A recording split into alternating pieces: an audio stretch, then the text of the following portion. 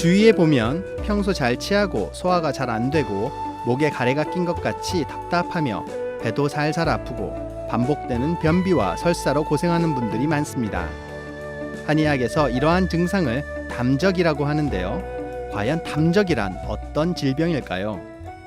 담적은 위장관에 잘 돌지 않는 노폐물인 담음이 쌓여 덩어리인 적취가 만져지는 신경성 위장관 질환을 말합니다. 담적이 생기는 가장 큰 원인 중 하나는 좋지 못한 식습관입니다. 담적이 쌓이면 소화불량, 과민성 장 증상뿐 아니라 입맛이 없어지고 체중이 감소하며 머리가 아프고 심지어는 불면증과 우울증으로 발전하기도 하는데요. 장기적으로 면역력이 떨어지면서 비염, 아토피 피부염 등 자가 면역 질환이나 각종 소화기 종양의 원인이 될 수도 있습니다. 담음의 대표적인 약으로는 이진탕이라는 처방이 있습니다. 끼무릇의 뿌리 열매인 바나와 오래된 귤 껍질인 진피를 쓰는데요. 오래될수록 좋은 효능이 있다고 하여 이진탕이라고 이름이 붙여진 약입니다. 담음과 노폐물을 청소하는 기본 처방으로 사용됩니다. 복부의 비위를 튼튼하게 하는 중환혈이나 신장을 튼튼하게 하는 기해혈에 왕뜸을 떠서 노폐물의 순환과 배설을 촉진시키기도 합니다. 담적을 예방하기 위해서는 지나치게 맵고 달고 기름진 음식과 각종 첨가제와 보조제가 많이 들어간 인스턴트 식품을 피하는 것이 좋습니다. 특히 30-30-30이라고 하여 한 번 입에 넣으면 30번을 씹고 30분 동안 천천히 식사하고 30분 정도 천천히 산책하는 식사법과 운동을 권하는데요. 이런 습관은 같은 음식이라도 영양분은 더 잘 흡수하고 노폐물은 더 잘 배설되도록 하여 담적을 예방하는 좋은 방법이 될 수 있습니다.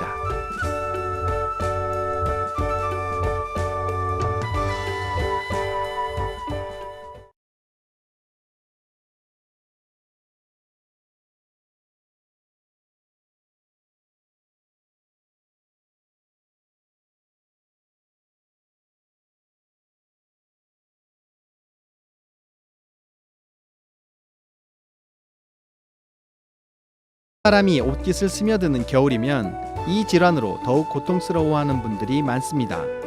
바로 수족냉증인데요. 일반적으로 기온이 낮아지면 혈관이 수축되어 혈액순환이 원활하지 못하기 때문에 날씨가 추운 겨울에 수족냉증의 증상을 호소하는 분들이 늘고 있는데요. 단지 손과 발이 찬 증상만을 수족냉증으로 볼 수 있을까요? 수족냉증이라고 하면 일반적인 상온에서도 손과 발이 지나치게 차거나 본인이 심한 냉기를 느끼는 증상을 말합니다. 그렇지만 증상이 심해지면 1년 내내 증상이 지속되고 일상생활에 지장이 있으면서 면역력 저하로까지 이어져 여러 가지 질환의 원인이 될 수가 있습니다. 흔하게 동반되는 증상으로는 배가 차고 허리와 무릎이 시리기도 하고 또 안색이 창백하고 기운이 없고 피로하기 쉬우며 소화불량이나 설사가 잦은 경우가 나타날 수 있습니다. 불임과 디스크, 심하면 종양의 원인까지도 될 수 있는 수족냉증은 침과 뜸 그리고 약물 등의 한방치료가 가능한데요. 한의원에서는 적외선 체열 진단과 경락검진을 통해서 한열을 진단합니다. 치료는 침과 한약치료 이외에도 파라핀 베스로 손을 따뜻하게 하고 또 왕뜸으로 비위와 신장을 따뜻하게 하며 공기압 마사지를 통해서 하지의 혈액순환을 돕습니다. 꾸준한 치료로 체온을 조절하고 여기에 예방법까지 알아둔다면 금상첨화일 건데요. 찬 음식이나 추운 환경은 피하는 것이 일단 좋겠습니다. 손을 지압하거나 비벼주고 박수를 치는 동작을 자주 하고 손을 자주 만지며 움직여줍니다. 손을 많이 사용하는 분들은 사용하기 전후에 손을 만지고 스트레칭을 통해서 손을 부드럽게 하면 관절염 예방에도 도움이 될 수 있습니다. 또 발을 따뜻하게 해주는 것도 필요한데요. 40도 내외의 물에 5분에서 10분 정도 발을 담그는 족욕이나 반신욕을 하는 것은 몸의 기운이 잘 돌게 하여 수승화강을 돕습니다. 음식 중에서는 대체적으로 성질이 따뜻한 마늘과 양파, 생강 등을 추천할 수 있겠습니다.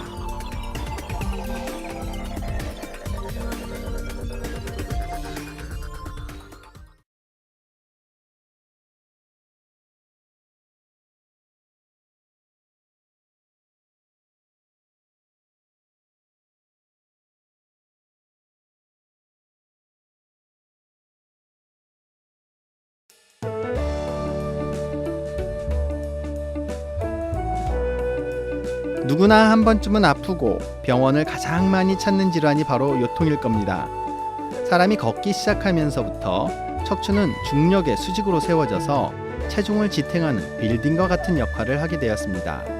우리가 어떤 일을 할 때 목이 앞으로 숙여지고 목과 허리가 일자가 되는 경우가 많은데, 이러한 상태를 흔히 일자목 혹은 거북목이라고 부릅니다. 이때 척추에 지속적인 하중이 실리게 되어 목과 허리 통증을 쉽게 일으킬 수가 있습니다. 이처럼 요통이 자주 발생하는 직접적인 원인은 무엇일까요? 일반적인 요통 환자의 70% 이상은 근육의 이상 때문입니다. 또 요추 디스크나 협착증 같은 허리의 뼈나 관절에 구조적인 이상이 있는 경우도 있고, 척추 측만증 같은 척추 배열이 좋지 못한 경우도 있습니다. 또 허리 이외에 복부의 소화기나 신장, 자궁 등 비뇨생식기의 이상이 허리의 통증으로 나타나는 경우도 있겠습니다. 한의학에서는 크게 요통을 두 가지로 분류할 수 있습니다. 먼저 신호요통은 신장이 허해져서 생기는 요통인데, 허리를 너무 많이 사용하고 나이가 들어서 노화가 진행이 되면서 뼈와 관절이 상하고 디스크 안에 진액이 빠져 퇴행성 디스크가 생기거나 협착증이 생기는 경우입니다. 또 하나는 좌섭요통으로 그야말로 허리를 잘못 꺾이면서 뜨끔하는 경우를 말하는데요. 무거운 것을 들거나 잘못 떨어지면서 그 충격에 허리를 상하는 경우입니다. 굽히고 펴는 것이 힘들고 움직이면 아플 수가 있습니다. 요통의 경우는 한방 물리치료를 통해 근육과 인대의 긴장을 풀어주고 깊은 곳의 관절을 보강하기 위해 침과 뜸 치료를 병행해주면 좋습니다. 또한 요통의 원인이 다양하기 때문에 신장이 약하고 노화가 심한지, 또 담음이나 어혈이 있는지, 식체가 있거나 기운의 순환이 잘 안 되는지를 구분하여 거기에 맞는 한약 처방을 사용하면 더욱 효과적일 수 있습니다. 손으로 관절과 근육을 밀고 당겨서 인체의 균형을 잡아주는 치료법인 추나요법도 효과적인데요. 허리에 통증이 있을 때는 척추뼈와 관절의 배열이 좋지 못한 경우가 많기 때문에 추나요법을 통해 배열을 바로잡고 비뚤어진 골반을 교정하면 염증을 줄이고 허리를 튼튼하게 하는 데 도움이 될 수 있습니다. 아프기 전에 예방하는 것이 최고의 약이라는 말처럼 허리를 튼튼하게 하기 위해서는 평소 꾸준한 운동이 필요합니다. 바로 서서 양손은 허리춤에 대고 목과 허리를 등 뒤로 15도에서 30도 정도 천천히 젖혀 부드러운 C자 곡선을 만들어줍니다. 이렇게 매 시간 30초에서 1분 정도 3회에서 5회 정도를 반복해줍니다. 특히 허리에 디스크가 있는 분이라면 허리의 C자 곡선이 손상된 경우가 많은데, 이러한 운동법은 허리에 휴식을 주고 배열을 좋게 하는 데 도움이 됩니다. 단, 통증이 더 심해지는 경우 운동을 멈추고 전문가와 상의하는 것이 좋겠습니다.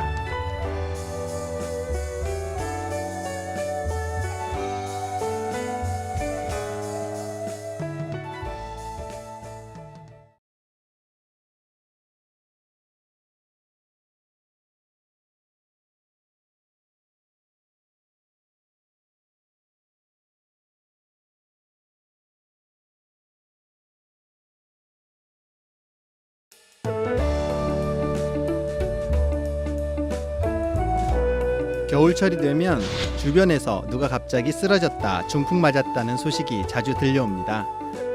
실제로 통계청 자료에 따르면 겨울철인 12월, 1월, 2월 이 3달 동안이 다른 시기보다 약 10% 정도 더 많은 환자가 발생하는 것으로 나타났는데요.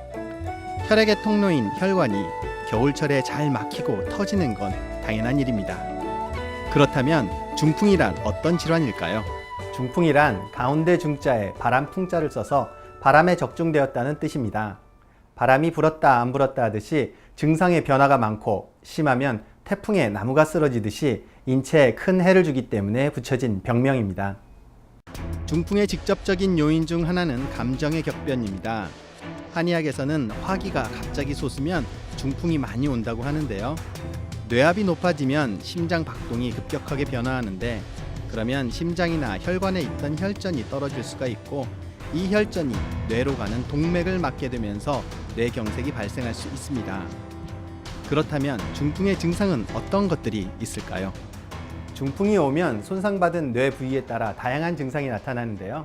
대표적으로는 갑자기 어지럽고 두통이 생기고 말이 어둔해집니다.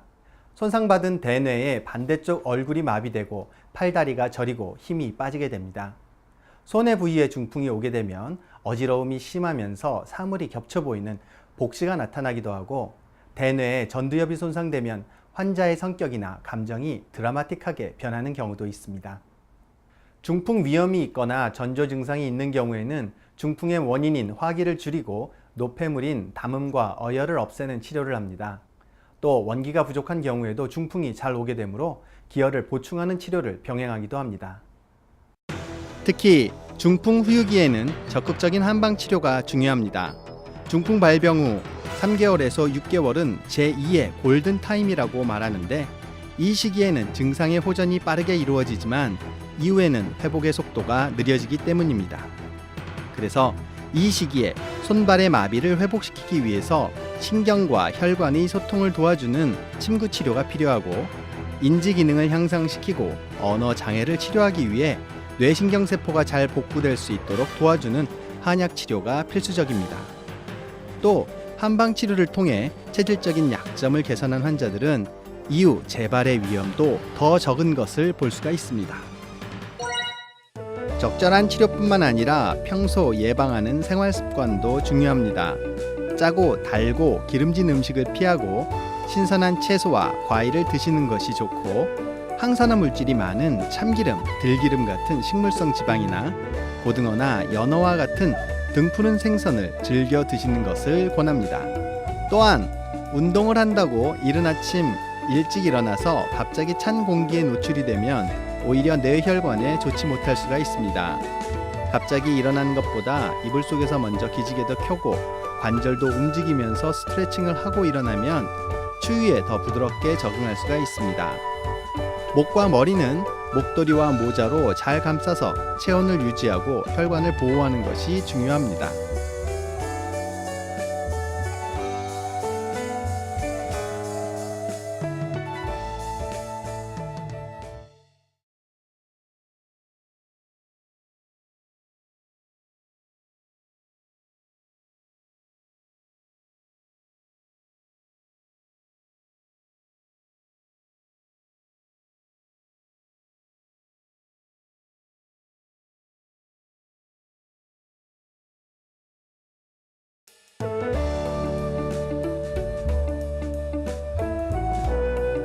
겨울철 생길 수 있는 많은 질환 중에서 많은 중노년 남성들이 고생하는 증상이 바로 소변 문제입니다.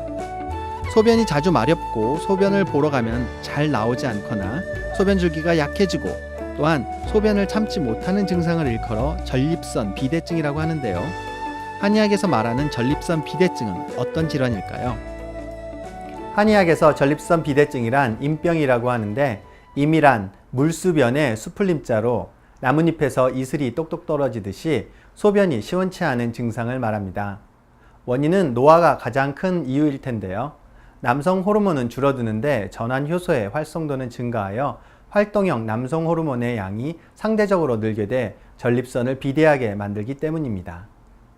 전립선 비대증은 중년 남성에서 흔하게 나타나는 질환으로 40대에서는 40%, 50대에서는 50%, 60대, 70대가 되면 60, 70% 정도로 나타난다고 볼 수 있습니다. 우리나라에도 고령화가 심각하게 진행되고 있기 때문에 전립선 비대로 인한 배뇨 기능의 장애가 노인 삶의 질을 저하시키는 큰 문제로 떠오르고 있습니다. 한의원에서는 전립선 비대증에 대하여 주로 침, 뜸, 봉약침, 한약 치료를 기본으로 하고 있습니다. 침술은 아랫배의 중극혈이나 하지의 삼음교, 회음부의 회음혈 등을 자극하여 하체와 전립선 주위의 혈액순환을 좋게 합니다. 침에 전기 자극을 더하는 전친요법은 전립선 주위의 근육을 이완시켜 증상을 개선하는 데 도움이 됩니다. 또 벌침으로 불리는 봉약침이나 약침 치료는 전립선 부위의 혈액순환을 촉진시키며 이러한 작용이 오랫동안 유지되도록 돕습니다. 한약은 신장의 기운을 돕는 숙지황이나 소변이 잘 소통되는 백복령 등의 약재를 많이 사용합니다. 하복부가 냉한 경우에는 쑥뜸요법도 사용하는데요. 하복부를 따뜻하게 하여 혈류순환을 좋게 하며 만성적인 염증을 줄여주고 이것이 바로 전립선 비대증뿐 아니라 성기능 회복에도 도움을 줍니다. 전립선 비대증을 앓고 있는 환자들에게 추천하는 생활습관과 운동법도 있습니다. 하지의 순환을 위해서는 너무 오래 앉아 있는 것은 피하고 자주 일어나서 스트레칭을 해주는 것이 좋습니다. 전신 운동으로는 달리기, 걷기, 등산 등이 하체를 단련하고 혈액순환에도 좋으며 국소적 운동으로는 항문 관략근을 2초에서 3초간 강하게 수축했다가 풀어주는 케겔 운동을 하루에 50회 정도 실시하면 전립선 건강에 도움이 됩니다.